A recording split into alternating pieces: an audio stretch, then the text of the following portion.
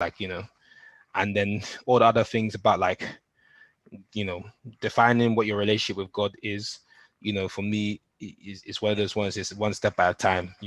There's a simultaneous thing, because I think people kind of negate that word relationship. This is like when that's the reason why I asked you, do you trust in yourself? Because when it comes to relationship, everybody brings something to the table.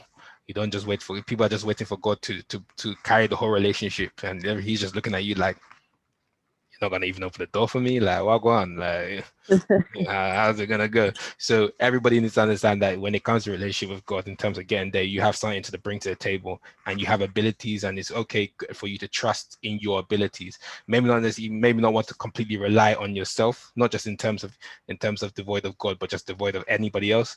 Don't be hyper independent, but understand independence is very important. But be able to trust in your abilities, that I can do this. It's not that bad. But then you can also, trust in God in that same thing, because he helps those who help themselves. So, most people, when he said, if you look at the Bible, when he told Moses, go and free my people, Moses was like, yo, what am I, G? Like, you told me to go free your face. Like, go, how am I gonna do it? Like, you're my bro, I just told you to go. Like, and people are there stuck, just like, I mean, should I go left? Should I go right? Left foot, right foot? Because like, I told you to go, you're asking too many questions. He trusts in you to carry out what he told you to do. That's the reason why when your dream or purpose comes to you, it comes to you. It doesn't come to anybody else. So in trusting your own abilities and trusting God is almost a roundabout thing, because if you trust in God, you trust in that he trusts in you, and it's a thing. So you guys bring something to the thing. And when it gets hard for you, then he comes in, it's like, yo, my G, this is where I can add value into your life. Because he already gave you what you can do to keep on moving. And if you look at your life and the madness has happened, you're still alive, you got through it, and you're like, raw, he got you throughout that time, but you also helped in getting yourself there. So don't negate it in that sense. But take the little steps in order to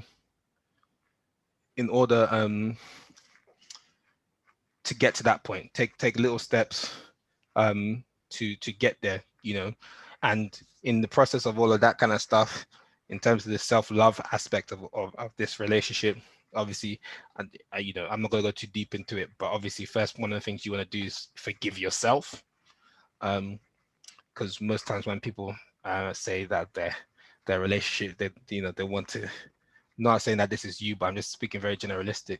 When people say they want to get their relationship with God better, that typically comes from a place of shame, guilt, feeling like they're disappointed, or feeling like they're not doing well or something like that, which is not necessarily the best place to be coming from when you're trying to do that. And it's kind of like where a lot of people stay is like, okay, I did this, I feel like I've gone this, blah, blah, blah. Forgive yourself, just it's okay, you've done it. It's like, why are we stressing? Just keep it moving. But yeah, with all these things, just try and make them little by little.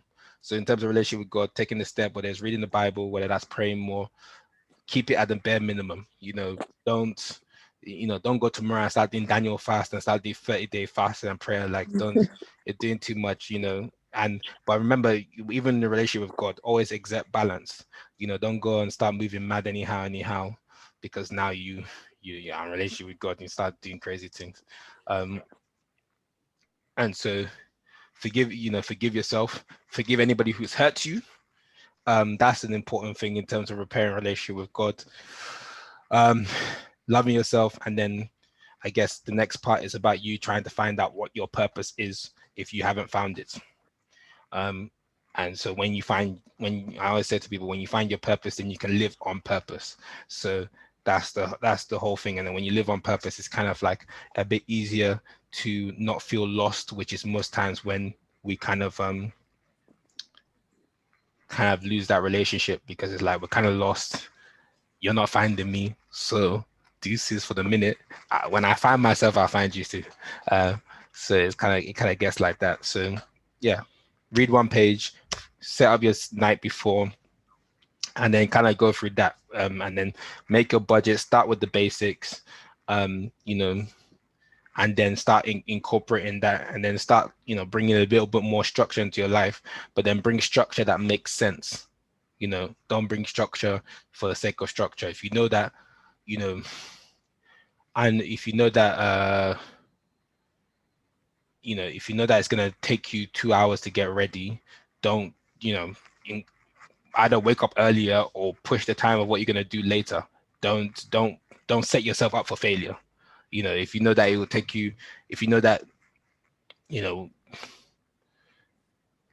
yeah, don't set yourself up for failure. Similar, like, don't go and say I'm gonna read 50 pages every day. Don't set yourself up for failure, especially if you have like 5 days or 3 days. It feels cool, but I've been busy. I know there's days I'm like, that's not happening.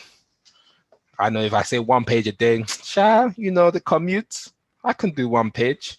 That's 1 page, But you end up being what you do consistently. That's literally success. Success is little effort over time, consistency over time.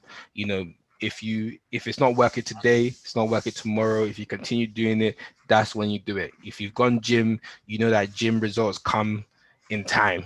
No, for those who end up trying to get frustrated doing shortcuts, whether that's waist trainer or be, suck lipo or, go to Turkey or Dubai or any of those kind of things, it comes back to flop them afterwards anyway.